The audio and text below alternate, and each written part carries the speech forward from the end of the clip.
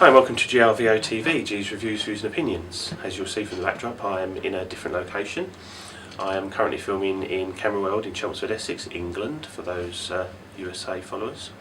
And I just want to say thank you for them allowing me to do this. So I'm going to do it's not really a review, it's more of a for my own benefit really, and I think people in my situation who are thinking about swapping from DX to FX.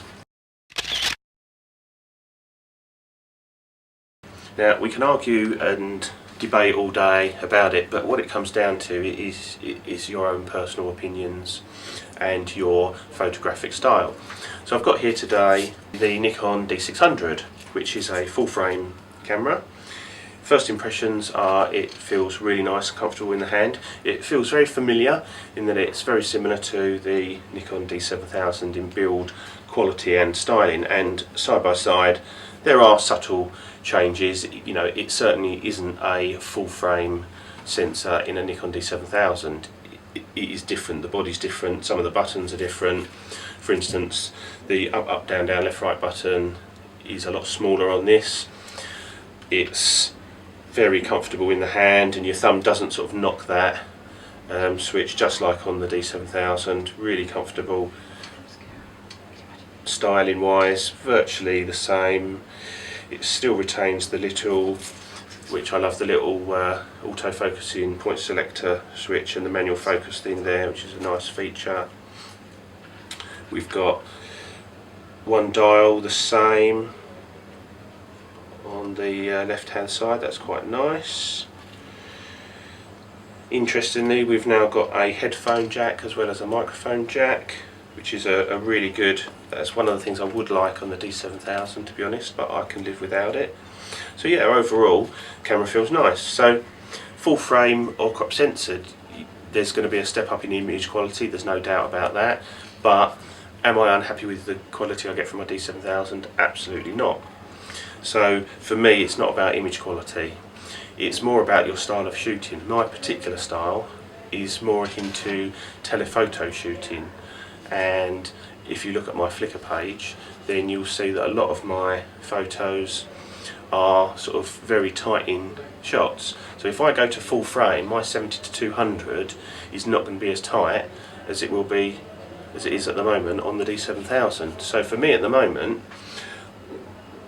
whilst I love this camera and I'd love to have one, I'm not going to move up to the D600 because it just doesn't suit my style.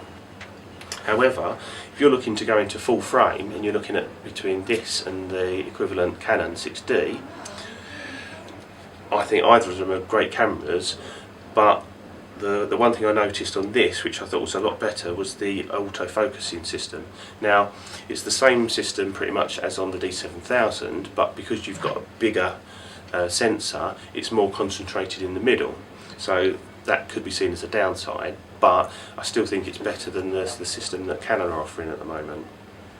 So overall, it's a lovely thing. I'd love to have it. I think it's a little bit overpriced for what Nikon are trying to achieve at the moment, but then, you know, in 6 months' time the price might have dropped, we don't know. And I think the problem this camera has got at the moment is the D7000 is such good value for money. Now, as far as I know, the D7000 is going to stay around for a while, so, you know, do you wait for a replacement, do you go FX? Not a problem lens wise. People say, oh, if you've got all your lenses you're going to have to change all your lenses. Well, for me, I've got the 70-200 Sigma. Well, that's a full frame lens anyway, so that's not an issue. I've got 51.8, that's a full frame lens, so that's not an issue. The lens I'm filming with now is an 18-200 DX, but there's value in that, and I'd just have to swap that for what is it, the 28-300 Nikon is the full frame equivalent, I would suggest, to go on the D600. So don't think about it in terms of, oh my god, I'm going to have to buy all new lenses, because when you actually look at it you might have to, yeah, sell a couple of lenses and replace them. But if you've bought good lenses and you've invested in good glass, you're going to get your money back anyway, because good glass holds its value, as you all know. So anyway, that's my initial sort of opinions on the D600 and whether or not to jump ship from DX and go to FX. And I hope you've enjoyed this. Anyway, see you soon. This has been GRVO TV. Cheers, bye.